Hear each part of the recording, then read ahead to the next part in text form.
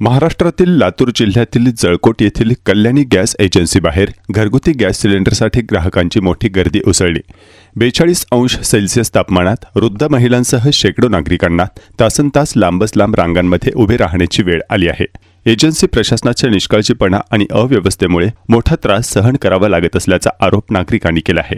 ग्राहकांचे म्हणणे आहे की ऑनलाईन OTP मिळूनही एजन्सीकडून गॅस सिलेंडर दिले जात नाहीत।